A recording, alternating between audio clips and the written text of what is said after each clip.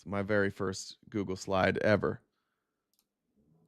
Protest like a pro. Strategy plan 2025.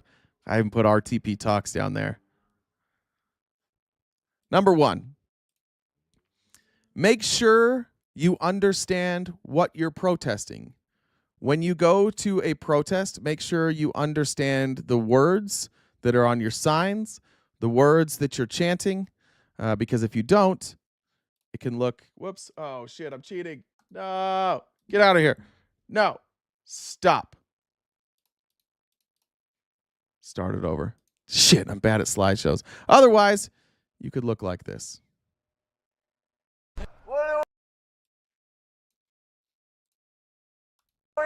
No more violence! When do we want it? Now! How many more? When will it stop? Keep violence away from our children. No more violence! No more violence! What do we want? No more violence! When do we want it? Now!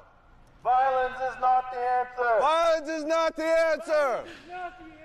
How many more? When will it stop? How many more? Yes, ma'am. Thank you. People think that we're actually protesting violence. No more violence. There you go. You got to know what you're protesting. It's the most important part. Secondly, do not wait until you are furious. Do not be like this Canadian. Do not wait until you're so mad your blood is boiling. Start now. Even if you're just a little mad, start now. Be like this Canadian. I'm a little upset.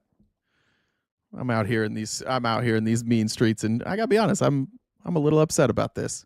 Start now. If you're a little upset, go. Make sure that your protest signs also make the people you're protesting uncomfortable. The main thing you could do is catch somebody's attention. You want everybody at that protest to see your sign, and you want to make them uncomfortable. This is Kevin Smith from, what is Kevin Smith in? What's that? Jay and Silent Bob in Clerks? He shows you how to do that. Here at this anti-LGBTQ rally, I think this was an anti-gay marriage rally, they showed up and told us, dick tastes yummy. Muse fucks like a god. Make sure that you're having attention. What did I say? Clerks? Yeah. Attention grabbing signs. It's very important. I hate that I'm showing this video, to be honest. Let me just say this. I'm only showing this next video because I think it's an effective strategy. But the person in this video is a horrible, horrific human being who should no longer be platformed in any way. But some of their old content, I think, still plays. So here we have a clip from the Russell Brand show when that used to exist. And again, I apologize for platforming him, but this message is great. Please welcome my guests with love, Steve Drain and Timothy Phelps of the Westboro Baptist Church. It's a type of religion. Don't be mean, don't be mean. Which one are you, mate? Steve. Steve, sit down, bruv. Which one are you? Timothy. Hello, Timothy. Sit down in comfort. I want to bring you a sign, first of all. This says Fag Pimp Brand. Absolutely, absolutely. Make yourself comfy, mate. Now, All right. this, of course, is I'm clearly gonna offensive. fast forward through all of that, As and an I'm gonna object. show you what Russell Brand did. Down. None of it. Russell Brand, after sitting through like 8 minutes of them trying to act like that they weren't complete bigots, brought on some friends. Safe. We're going to have a quick commercial break now. See you in a moment. Up next, Russ has a surprise for the Westboro Baptists. Now we have here some what I can only describe as homosexuals. They're my mates. I brought them here. Let's meet them now. Some gays. This is Cher, Carlos, Cece. Right. Before we start the interview, if anyone's attracted to any of these... Make people uncomfortable. Make people confront the very thing that they claim is a sin, and make them confront their own ideas and speak in front of people. I think that's really important. He was trying. Their faces were great. I didn't want to show too much of Russell Brand. I just think it was an effective piece of propaganda. That's all I'm saying. Next. Let's see. Even if you aren't sure what you're protesting about, you can still show up. Even if you're not entirely sure, but you know you want to make a difference, you can still show up. Not usually a sign guy, but jeez. I appreciate that. I appreciate this, man. You don't have to know. If your friends are going and those are good friends, you can go protest with them. You can figure it out when you get there, but make a sign that makes a lot of sense. Maybe if you're not a person who likes crowds, maybe if you're a person who's immunocompromised, maybe you're somebody who is not terribly mobile, maybe you're a person who just prefers to stay at home and not protest out in the streets, you too can protest. You can use arts and crafts. I'm so angry. I stitched this just so I could stab something 3,000 times. You can make some crafts. You can sell them on Etsy. It's not even a joke. Make some crafts. Sell that shit on Etsy. Make people laugh. Let your rage let your rage mix with your craftiness. I think it's a great idea. I would love to see weekly submissions from you guys of your best crafts. If you're in the Discord, perhaps we can make a new channel, or you can just send them to me. You can DM them to me if you want. I would love to see your crafts, your crafts of anger. I'm a big fan of that. If you are not a public speaker, stay and support, but make sure that those who are effective messengers are being heard first. This wonderful woman says, I yield my time to fuck you. That's I'm yielding my time to. Somebody else is speaking, but also just a reminder, go fuck yourselves.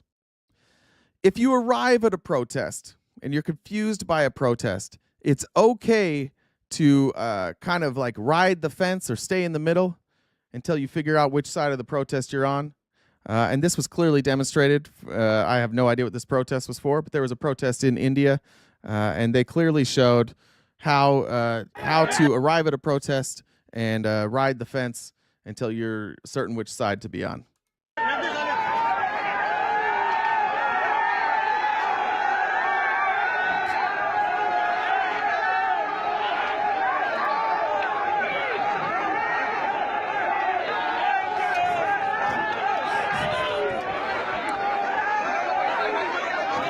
Oh, no.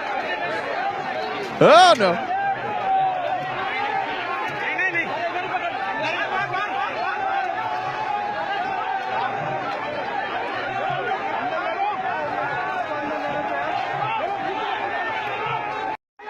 All right. And lastly, don't be afraid to evolve the protest when new information or new people are added to the protest. I will show you a video. Don't be afraid to add new voices and adapt your protest. War is wrong. War is wrong. War is wrong. War is wrong, except for the Second World War. War is wrong, except for the Second World War. What are you talking about? World War II, fighting fascism. Nothing wrong with that. It's true. War is wrong, except for the Second World War. War is wrong, except for the Second World War and the American Revolution. What? American Revolution? Yeah, fighting for independence from the British. Can't argue with that. War is wrong except for the Second World War and the American Revolution. War is wrong, except for the Second World War and the American Revolution and the Crimean War. And there was the 100 Years' War as well, wasn't there? Look, come here, I've got an idea. Kill, kill, kill.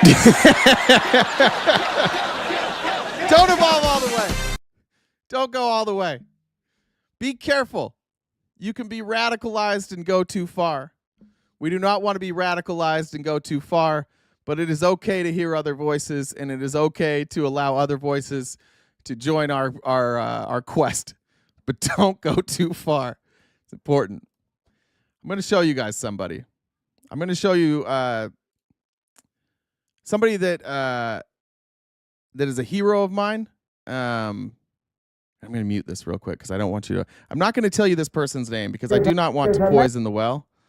So how do I do this? And I'm going to go to the pause screen here, Yeah, I'm going to drag this over. I'm going to drag this over here. I'm going to widescreen it before we see the name go away. And I'm going to drag it back. Stronger and more complete platform All right. that will meet our needs as a party and as a nation. We have a good platform. I'm not here to criticize this platform. I'm here to improve it. I want you to know this is at a Republican convention in the 1960s. I make this urgent plea for your open minds and hearts for the purpose of giving the candidate you can open to be selected by this convention a better opportunity to win this fall. The strongest personality on earth cannot deal with the problems of this nation except upon the basis of correct principles. This is a person who is advocating against a strong man. That's what he's talking about right there. And you guys can see who it is now. This is George Romney. This is Mitt Romney's dad. Mitt Romney's dad was running to be president as he had been the governor of Michigan, where he governed over a pro-union legislature, where he was a pro-union person. He marched with Dr. King, and marching with Dr. King is what killed his presidential bid. And here's George Romney, like his son, standing up in front of a group of people who didn't want to hear a goddamn thing about being taken over by a strongman, and warning Republicans in the 1964 about falling into fascism.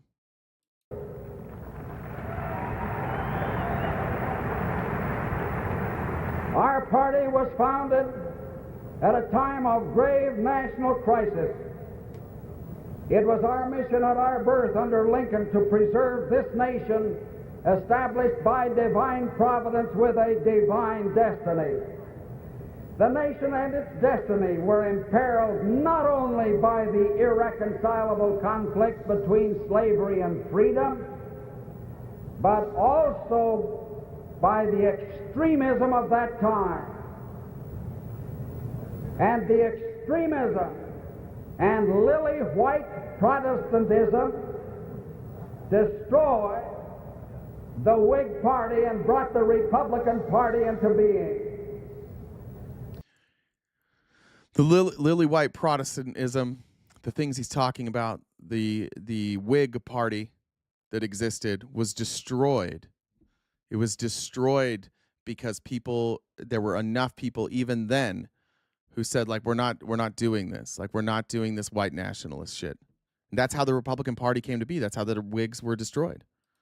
The extremists of that day called themselves the sacred cult of the Star-Spangled Banner officially.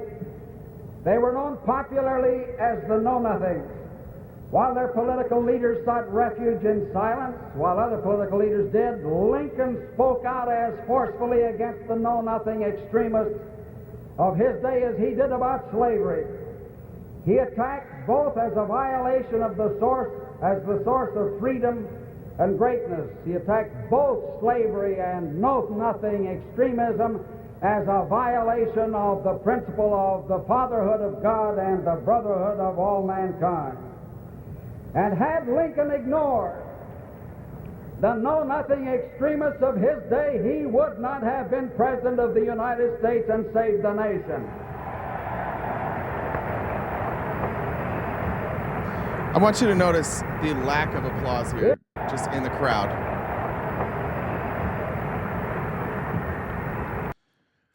When Republicans tell you that, like, they were the party that ended slavery and they're the anti-racist party, like 8 people clapped at that. I see people say, like, too bad Mitt Romney didn't keep his dad's values. I would disagree with that. I know you guys don't like that I defend Mitt Romney, but Mitt Romney was run out of his party for doing exactly this. Father and son were both run out of their party for standing up for marginalized people, and not even in like a terribly emphatic way, but simply just standing before their voters and saying, hey, stop being racist. And the voters went, we don't like that. In 1854, Lincoln said, quote, "As a nation, we began by declaring that all men are created equal. We now practically read it, all men are created All right, listen, I'm going to get pissed now. This is why we suck. You guys are watching a clip of George Romney talking to the Republicans. We're talking about Mitt Romney, who also stood up to the Republicans, and you're shitting on him. Well, he likes Israel. No shit. This is the problem that we have. There are bigger things. Like, there are bigger things to fight about right now. The closed door policy, the fucking closed door policy of our party, of leftists. Oh, if you have ever said anything that wasn't like what we said, then you can't be part of the party. Like, can we be done with that shit now? Can we stop with the purity tests? Say whatever you want about Mitt Romney. He stood up. He stood up. He had a little bit of courage. He got run the fuck out of the party. His family gets death threats all the time. You want to talk about is every other policy. Oh, we want to make sure that we don't say that Mitt Romney did anything good. This is why we have problems. This is why we can't get people to join our fight, because every time somebody joins the fight, you're like, "Oh, well, your history is bad. I don't like your tax policy. You can't be part of the club." For fuck's sakes, no, who else can say this? What other Republicans can you point to in history that stood up in front of their party and said no? Like, there's a handful. It's very few. It's Mitt Romney. It's George Romney. It's John McCain. It's Liz Cheney. And they have some shitty political views. Every one of us has probably had a shitty political view at one point or another, and it changed.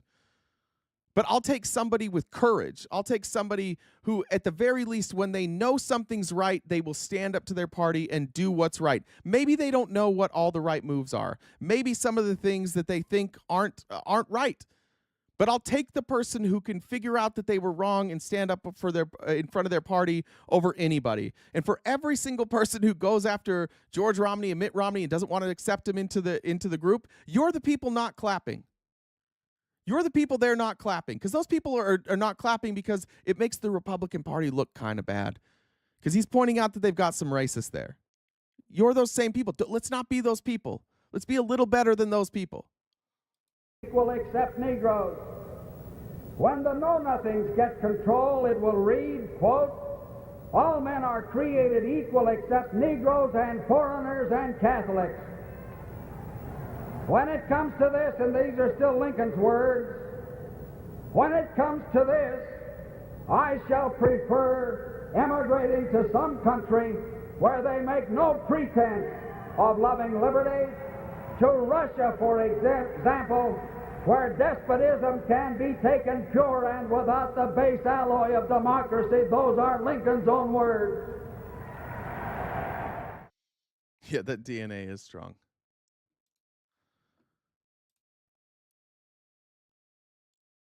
Joe Biden understood that. Of all the things that Joe Biden wasn't great at, hated his policies on Israel. We all have gripes with Joe Biden. But Joe Biden and George Romney are essentially the same person. And the vitriol applied to George Romney and Mitt Romney isn't applied evenly when it comes to Joe Biden. Joe Biden also saw George Romney as a hero, and especially in these times, especially now when we have Republicans who seemingly none of them have any sort of pulse. Everybody with a pulse, anybody who's willing to stand up against anybody, has been run out of the party. Biden understood that. And as one of his last acts in giving out congressional medals was to George Romney. Accepting on behalf of George W. Romney is Mitt Romney.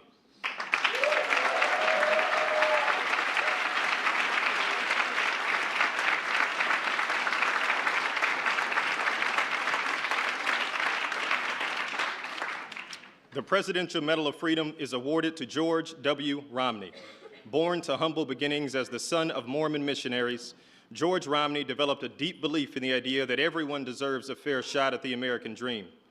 As a respected auto executive and three-term Republican governor of Michigan, he served as Secretary of Housing and Urban Development, advanced civil rights, tackled poverty, and stood up for everyday Americans, embodying an enduring faith in God and a love of country.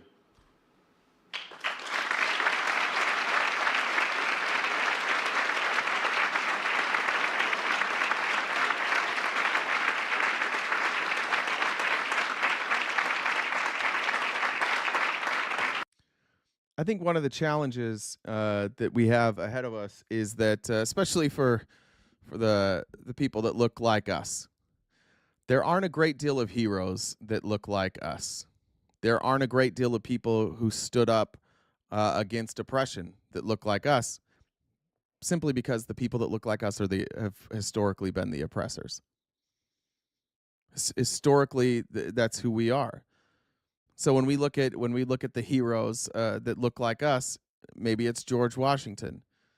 You know, the first president of this country crossed the Delaware on Christmas, and they won the Revolutionary War. Yeah, well, he also had slaves. There's very few instances of people that look like us standing up and doing the right thing. So much so that when it happens, it's fucking shocking. It's fucking shocking. And you look at, I think Jon Stewart, another one of my heroes. Jon Stewart says things that are so basic and so simple to understand and should be so universally recognized, but because he's one of the few people saying it, he's a hero. I think he's even often shocked when people treat him like a hero. It's like, what? That's the crazy thing. Like, you can be like, we have so much privilege in this country that you can be a hero just by recognizing other people's existence. You'll be viewed that way. You'll be viewed as a revolutionary. The interesting thing is that I've learned is that the people that you want to talk to, the people in your life that you want to say these things to, the people in your life that you want to change, they're playing the same game that you refuse to play. They're saying to you, listen, this is who we are. This is who we've always been. You're the one that changed. You're the one that's different. So you've got to comply. And most of us just go along with that. We're like, yeah, that's true. That's true. I am the one that's changed. Cool. Be the change. Bring it to the table every single time.